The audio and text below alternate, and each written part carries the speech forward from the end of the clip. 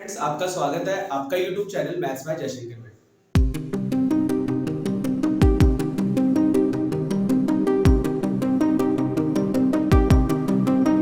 Friends, आज मैं आपको सिखाऊंगा pair of linear equation two variable को सॉल्व करना। वो भी कौन से मेथड से? एलिमिनेशन मेथड से। मैंने सब्स्टिट्यूशन मेथड से सिखा दिया है, ठीक है, तो आप वो भी सीख सकते हैं। एक नया मेथड आज मैं सिखाने जा रहा हूं जो कि एलिमिनेशन मेथड है, जिसे हिंदी में विलोपन विधि कहते हैं। ठीक है, तो मैंने एक क्वेश्चन लिया x + y = 40 और x - y = 4। इसको एलिमिनेशन मेथड से सॉल्व कैसे करें और x y की वैल्यू निकालना है। तो देखो, इसमें सबसे पहला स्टेप होता है कि या तो आप किसी एक कोएफिशिएंट को, मतलब एक वेरिएबल के कोएफिशिएंट को सेम करना होता है, मतलब x का या y का, किसी भी एक वेरिएबल का। जैसे यहाँ पे क्वेश्चन मैंने लिखा है x + y = 40, ये आपका हो गया इक्वेशन फर्स्ट। और दूसरा इक्वेशन है आपका x - y = 4, ये हो गया इक्वेशन सेकंड। आपको यहाँ पे कोएफिशिएंट सेम करने की जरूरत नहीं है, क्यों? क्योंकि यहाँ पहले से ही सेम है। इसका कुछ नहीं हुआ, यहाँ पे भी कुछ नहीं हुआ, यहाँ पे भी। तो किसी एक का, या तो x वाले वेरिएबल का करना होता है या तो y वाले वेरिएबल का, बट यहाँ पे दोनों का ही सेम है, इसमें कोई दिक्कत नहीं। लेकिन जिस क्वेश्चन में अगर आपको जब भी कभी भी अगर मिले क्वेश्चन, तो आपको ये देखना है किसी एक वेरिएबल का कोएफिशिएंट सेम होना जरूरी है, या तो x वाले का या तो y वाले का। सेम होने के बाद अगला स्टेप में क्या देखना है आपको, जिसको भी आप सेम कर रहे हो उसका साइन अपोजिट होना चाहिए। अगर एक प्लस है तो दूसरा माइनस, अगर पहला माइनस है तो दूसरा प्लस होना चाहिए। तो देखो यहाँ पे साइन आपका अपोजिट है, ये प्लस है और एक माइनस है। तो क्या करेंगे? Adding equation first and second, adding equation first and equation second, दोनों इक्वेशन को हम क्या करेंगे? ऐड कर देंगे। तो यहाँ पे x + y = 40 और यहाँ पे x - y = 4।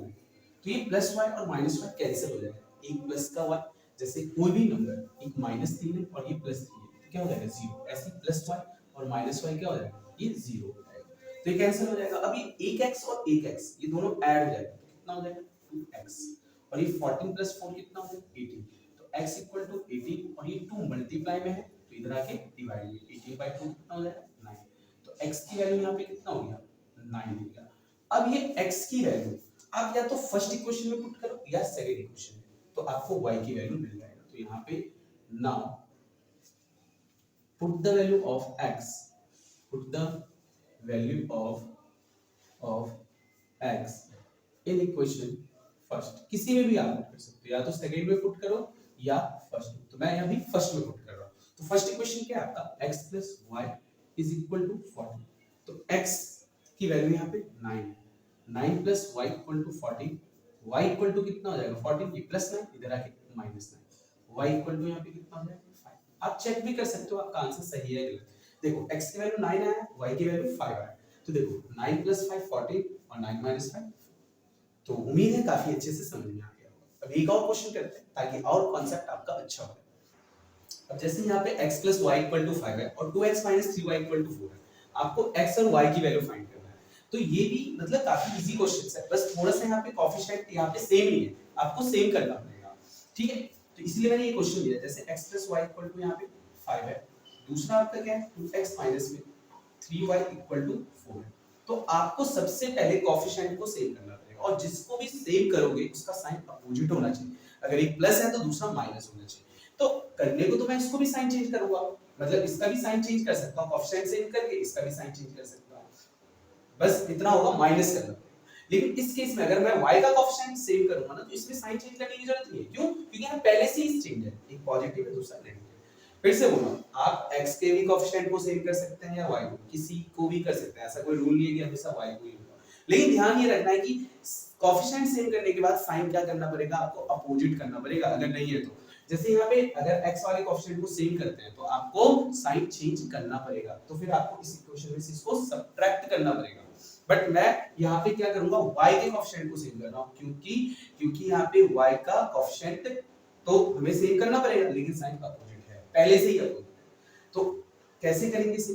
तो सबसे पहला स्टेप होता है 1 और 3 का, जो भी इसका कोएफिशिएंट है उसका एलसीएम ले लो। तो 1 और 3 का एलसीएम क्या हो जाएगा? 3। अब 1 के टेबल में 3 कितने टाइम्स है? तो 3 टाइम्स है, इसको 3 से मल्टीप्लाई कर देंगे। और 3 के टेबल में 3 कितने टाइम्स? 1 टाइम्स है, इसको 1 से।